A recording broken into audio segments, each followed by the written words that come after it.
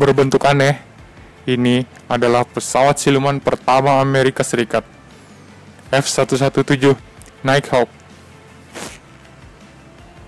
Jet berbentuk potongan berlian ini dikembangkan oleh Skunk Works, sebuah divisi khusus Lockheed Martin spesialis perancang pesawat rahasia. Resmi berdinas untuk Angkatan Udara Amerika Serikat pada Oktober 1983, total 64 pesawat berhasil dibuat, terdiri dari 5 YF-117A untuk uji dan 59 F-117A. Di antara pengalaman perangnya adalah terlibat dalam operasi sekutu melawan Angkatan Darat Yugoslavia pada Maret 1999. Satu di antaranya juga berhasil ditembak jatuh tentara Serbia. Dunia aviasi semakin berkembang karena para insinyur penerbangan terus berinovasi membuat pesawat mutakhir. Mereka menjawab tantangan zaman untuk bisa menghadirkan pesawat yang berguna untuk membangun militer, menjaga kedaulatan negara. Tak hanya dengan persenjataan saja, kecanggihan penerbangan juga dilakukan untuk mendapatkan kecepatan dan daya jelajah optimal. Ketika ketegangan Perang Dingin dengan Uni Soviet semakin memuncak, Amerika Serikat menginginkan pesawat yang berbeda dari yang pernah ada. Pada 1970-an, Badan Proyek Penelitian Pertahanan Tingkat Lanjut dari Departemen Pertahanan Amerika Serikat meminta perusahaan penerbangan membuat pesawat yang tak bisa terdeteksi radar atau pesawat siluman. Mereka membuat perlombaan kepada beberapa perusahaan penerbangan untuk membangun pesawat pembom siluman yang tidak terdeteksi oleh radar musuh. Setelah satu perusahaan kenamaan yaitu Lockheed Corporation akhirnya berhasil mengembangkan pesawat siluman secara rahasia. Pesawat jenis ini memiliki kelebihan kecepatan dengan didukung teknologi agar terbebas dari jangkauan radar serta sensor musuh. Jika pesawat ini melintas, tidak ada pihak yang mengetahui dan bahkan melihat kedatangannya. Perusahaan Lockheed Corporation memberikan nama pesawat ini F-117 atau Nighthawk. Pengembangan pesawat secara khusus didedikasikan untuk kebutuhan militer Angkatan Udara Amerika Serikat. Setelah menjalani penelitian dan pengembangan, akhirnya pada 18 Juni 1981 pesawat ini mulai debutnya di angkasa. Mereka berhasil terbang dan membuat para perwira militer merasa kagum dengan proyek rahasia ini.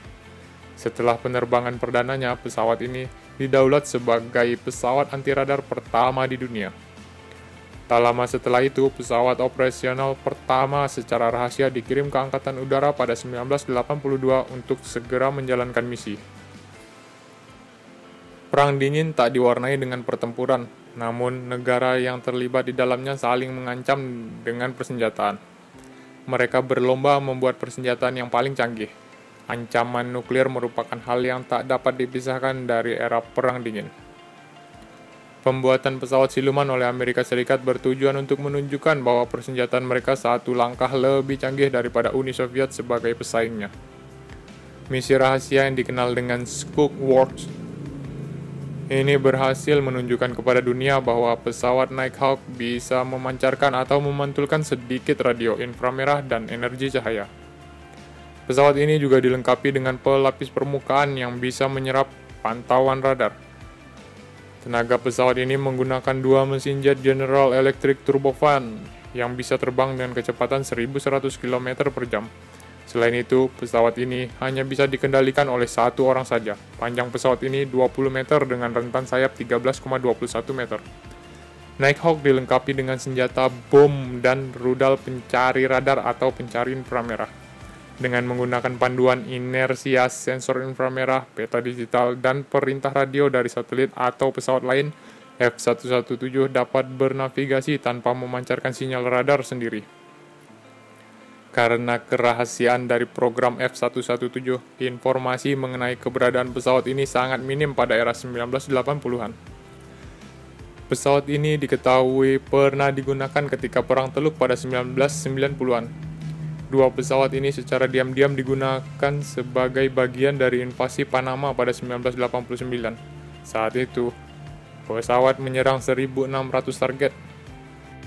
Sekembalinya dari misi tersebut, pesawat ini juga dipindahkan ke Pangkalan Angkatan Udara Holloman di New Mexico dan menjadi bagian dari 49 fighter wing. Pada tahun 1999, F-117 digunakan dalam Perang Kosovo sebagai bagian dari operasi pasukan sekutu F-117 juga tercatat dalam misi tempur untuk mendukung operasi di Irak di era Presiden George W. Bush. Meskipun pesawat sangat sukses, teknologi F-117 menjadi ketinggalan zaman pada 2005 dan biaya perawatan tergolong besar. Dengan diperkenalkan F-22 Raptor dan pengembangan F-35 Lightning II, pesawat ini dipensiunkan pada 2008. Pesawat ini akhirnya dibawa ke pangkalan aslinya di Tonopah, Nevada. Pada hari yang sama, upacara pengunduran diri resmi diadakan. Meskipun berteknologi siluman, pesawat anti-radar F-117 Nighthawk ternyata bisa ditembak jatuh. Pada 1999, negara Federal Republika Yugoslavia terpecah belah karena pertikaian etnik dilanda perang. Masing-masing etnik ingin membentuk negara merdeka, negaranya sendiri-sendiri. Demi mengatasi keadaan agar tidak makin parah, kekuatan militer NATO pun dikerahkan. Untuk menggempur Yugoslavia, NATO menyiapkan sebanyak 1.000 pesawat tempur yang berpangkalan di Jerman dan Italia, serta jet-jet tempur yang berpangkalan di kapal induk Amerika Serikat USS Theodore Roosevelt yang sudah siaga di Laut Adriatik. Selain mengerahkan jet-jet tempurnya yang berpangkalan di kapal induk, militer Amerika Serikat juga mengerahkan sejumlah pesawat siluman F-117 Nighthawk yang diterbangkan langsung dari Holloman AFB, New Mexico, Amerika Serikat, dan kemudian berpangkalan di Aviano Airbase, Italia. Pesawat-pesawat siluman dan para pilotnya pernah bertugas di Perang Teluk 1991 dan semuanya sangat profesional. Sebanyak 40% target strategis yang harus dihancurkan oleh pasukan koalisi di Irak. Semuanya bisa dituntaskan oleh para pesawat siluman itu. Serangan udara NATO terhadap sasaran strategis di Yugoslavia dimulai oleh jet-jet tempur F-18 Hornet dari Angkatan Udara Spanyol terhadap pusat kota Belgrade. Sementara ketika jet-jet tempur NATO mulai menggempur sasaran, kapal perang dan kapal selam Amerika Serikat juga turut melancarkan gempuran menggunakan rudal-rudal BGM-109 Tomahawk. Jet-jet tempur Jerman juga turut menyerang Yugoslavia dan sekaligus menjadi penanda untuk pertama kalinya Jerman menyerang negara lain sejak Perang Dunia Kedua. Selama 10 minggu menggempur Yugoslavia lewat gempuran udara pasukan NATO telah melakukan misi terbang tempur lebih dari 38.000 kali. Tapi gempuran udara itu paling banyak didominasi oleh pesawat-pesawat tempur Amerika Serikat. Kekuatan udara Amerika Serikat yang dikerahkan tidak hanya jet-jet tempur saja, tapi juga didukung satu batalion heli tempur AH-64 Apache dari US Army Aviation Regiment dan diterbangkan oleh para pilot dari Fort Bragg 82 Airborne Attack Helicopter Battalion. Salah satu tugas pilot Apache adalah memandu serangan udara yang dilancarkan oleh jet-jet tempur NATO. Gempuran udara oleh jet-jet tempur NATO ternyata tidak dibiarkan begitu saja oleh Angkatan Udara Yugoslavia. Meskipun militer Yugoslavia hanya memiliki jet tempur dalam jumlah terbatas seperti MiG-29, pilot-pilot Angkatan Udara Yugoslavia tetap terbang untuk melaksanakan perlawanan. Kekuatan Angkatan Udara Yugoslavia berusaha gigih melancarkan perlawanan di udara, hanya berakibat pada rontoknya pesawat dan nyawa para pilotnya. Namun, sejumlah pesawat NATO berhasil ditembak jatuh juga oleh sistem pertahanan anti-serangan udara yang digelar militer Yugoslavia. Salah satu jet tempur Amerika Serikat yang berhasil ditembak jatuh oleh militer Yugoslavia bahkan menciptakan kegemparan dan sekaligus menjadi peristiwa bersejarah. Pasalnya, pesawat tempur yang berhasil ditembak jatuh adalah pesawat siluman F-11 Nighthawk yang sudah memiliki reputasi anti-radar dan sangat sulit tertembak jatuh. Tertembak jatuhnya F-117 berlangsung pada 27 Maret 1999 ketika 4 pesawat Nighthawk melancarkan misi serangan udara di atas kota Belgrade. Tapi, sejumlah serangan udara pada target tertentu terpaksa dibatalkan karena mendapat perlindungan dari sistem pertahanan udara canggih buatan Rusia, Integrated Air Defense System. Dan keempat Nighthawk pun memutuskan kembali ke pangkalannya di Aviano, Italia.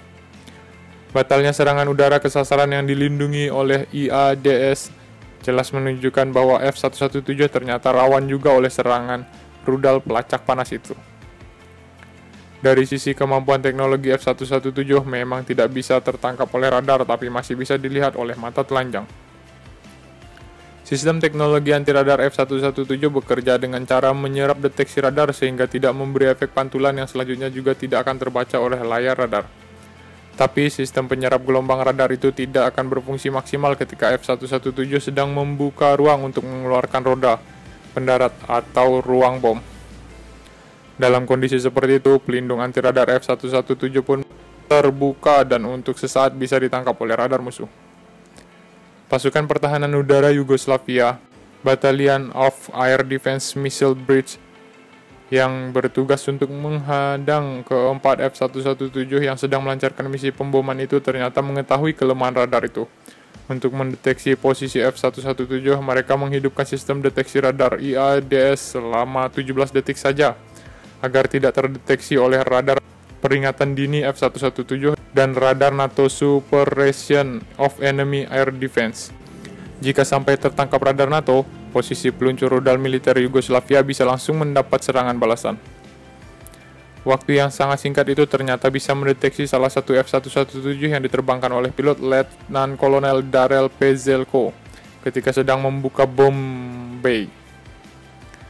Pesawat Zelko pun segera dikunci oleh sistem pertahanan udara IADS S-125 Neva dan sejumlah rudal darat ke udara SAM SA-3 pun diluncurkan. Serangan rudal yang datang itu disadari oleh Zelko di kokpitnya ketika salah satu rudal meluncur dekat pesawatnya tapi tidak meledak. Namun, rudal kedua ternyata berhasil menghantam F-117 disusul peringatan tanda bahaya dari F-117. Sebelum mengalami nasib fatal, Zelko memutuskan untuk eject menggunakan kursi pelontar dan kemudian ternyata mendarat di wilayah musuh. Meskipun mendarat di garis belakang musuh dan sesuai prosedur darurat para pilot tempur Yusef dilarang mengaktifkan radio agar tidak terdeteksi oleh alat komunikasi musuh, tapi Zelko ternyata sengaja melanggar prosedur darurat itu. Ia tetap mengaktifkan radio dan memberitahu posisinya kepada para rekan pilotnya. Kondisi dan posisi darurat Zelko ternyata cepat direspon oleh Unit Air Force Special Operation Command, yang kemudian menyiagakan sejumlah helikopter untuk melakukan operasi penyelamatan. Setelah itu, Zelko cepat-cepat menguburkan parasutnya, mencari tempat persembunyian yang aman sambil menghilangkan jejak, dan kemudian bersembunyi di dalam gorong-gorong yang tertutup tanaman.